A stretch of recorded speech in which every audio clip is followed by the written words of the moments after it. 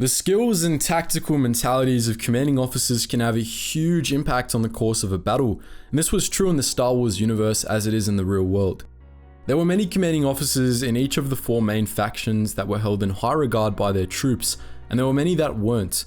Some officers were outright detested by their troops, whether it was for incompetence or simply their approach to combat. In this video, we're going to be picking one such commanding officer from each of the main factions and explaining why you wouldn't have wanted to serve under them.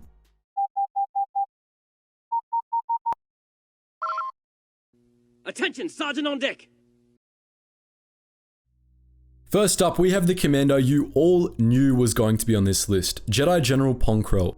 The infamous General Krell served the Republic during the Clone Wars, and as you all assuredly know, his record was positively atrocious.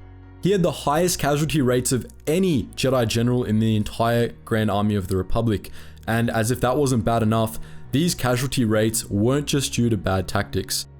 The vile Basilisk utterly detested clones, viewing them as inferior and little better than droids. The clones that served under his command hated him nearly as much as he hated them, and for good reason. Now, as far as we know, General Krell wasn't necessarily a bad tactician.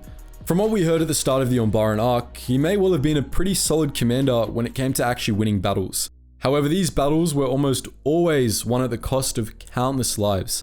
As Krell had no regard for clone lives, his tactics were casualty intensive, often involving suicidal attacks and charges, not unlike how the Confederacy tended to deploy its battle droids. This alone would make any clone detest their commanding general, but Krell's bigotry made him even more dislikable.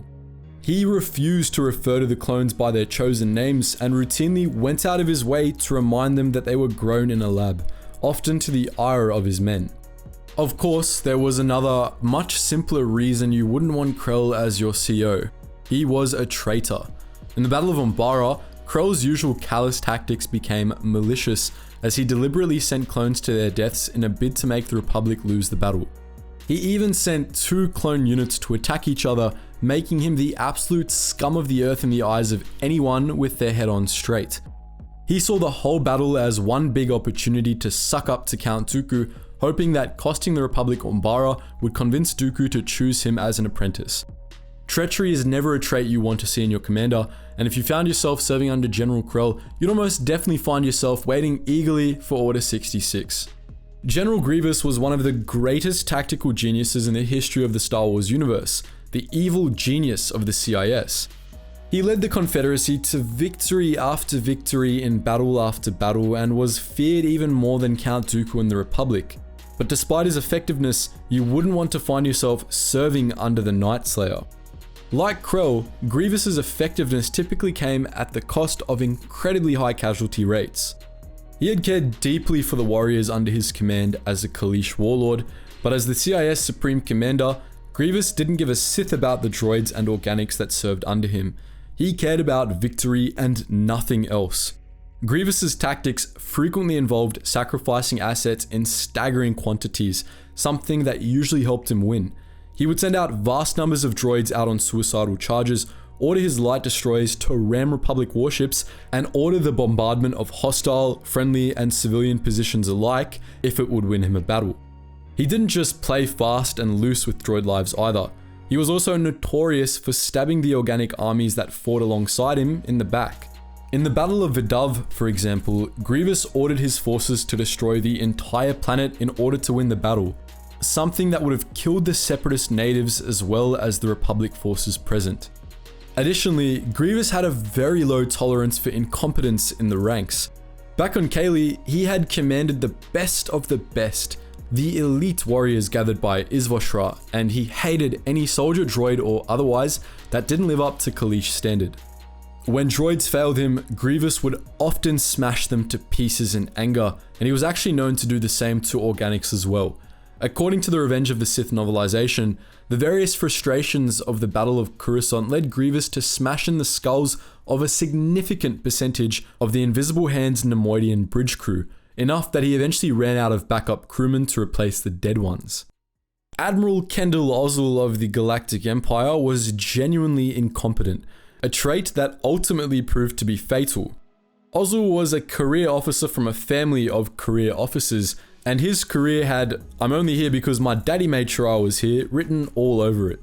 He started out as a major in the Grand Army of the Republic during the Clone Wars, serving alongside Plo Koon and Kit Fisto in the Battle of Korm, and when the Republic became the Empire, he quickly climbed through the ranks due to his family's political influence. He eventually became an admiral and had the wholly undeserved honor of serving as the commanding officer above the Super Star Destroyer Executor. He ultimately didn't survive this posting, as the incompetence he displayed during the Battle of Hoth led to his summary execution at the hands of Darth Vader, who appointed Admiral Piet to take his place. When it came to tactics, Ozil embodied the sheer stupidity that many officers in the Imperial Navy seemed to share. From the Battle of Korm early on in his career, he proved to be a coward and a fool, employing unsubtle tactics that nearly cost the Republic the battle.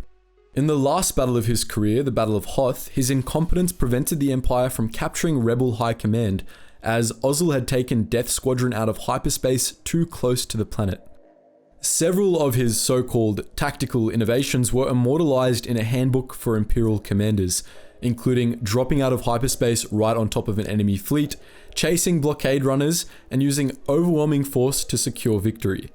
To quote Han Solo's comments on these tactics, "I can't make fun of this, it's just too easy." To add insult to injury, Ozil was also detested by his subordinates due to his habit of taking the credit for their discoveries and successes. Junior officers under his command had to go over his head and report their findings directly to Lord Vader if they wanted any credit for them, an efficiency that irritated Vader and was dangerous for the officers. Most of Ozil's men saw him as a self-obsessed nincompoop, and they were right on the money with that analysis. Lastly, we have Mon Mothma, the Commander-in-Chief of the Alliance to Restore the Republic. Now, first things first, we should confess that we couldn't really come up with a terrible rebel commander. Mothma's listing here is largely relative, though it isn't without its reasons. Despite being a politician and not a general, Mon Mothma wasn't exactly an atrocious commander, nor did she mistreat those under her command. Instead, her big tactical flaw was essentially that she was too kind, and some believed too naive. Mothma started off as a loyalist seeking to preserve democracy in the Republic during the Clone Wars. When the Republic became the Empire, she became a radical, joining up with fellow senators Bail Organa and Garm Bel Iblis to form the Alliance to Restore the Republic. Despite their military inexperience, they made themselves the leaders of this rebellion and were responsible for developing the Rebel Alliance's overall tactical approach to the Galactic Civil War. Mothma gave the Alliance direction, but sometimes rebels disagreed with it. A number of rebels, particularly those who had leaned toward the Separatist side during the Clone Wars, thought Mothma was too tolerant of the Empire and too nostalgic toward the Republic. Mothma repeatedly refused to condone dirty tactics such as assassination, which sometimes interfered with the practicalities of fighting a galactic-scale civil war. In fact, she almost passed up the chance to kill the Emperor at Endor because she believed it came too close to assassination, and the rest of the Alliance High Command had to persuade her to approve the operation. If you were fighting an insurrection against the Empire, odds are you wouldn't want your commanding officer to be someone who would hesitate to cripple the enemy like that. So those are 4 commanding officers you wouldn't want to serve under. But what do you think? Would you like to see more videos of this sort in the future, maybe of different eras? Let us know your thoughts in the comment section below. And just before you run off, guys, if you're interested in high quality weekly videos of badasses from all different eras of history, make sure you check out our new channel called The Brave, where once again we post high quality weekly videos to satisfy that history itch of yours. First link in the description below. And if you just want to jam out to some music, check us out on our Relax Jack music channel. A lot of the music on there we use in the videos here, so make sure you check them out. And if you want access to some exclusive content and an exclusive behind the scenes Discord where you can chat to myself and the team who make these videos and other patrons there as well, then check out our Patreon link in the description below. And if you just want to join the wider community, check us out on our Discord and our up and coming new Geetsly's gaming network. Anyways guys, as always, thank you so much for watching and I hope to see you in the next video.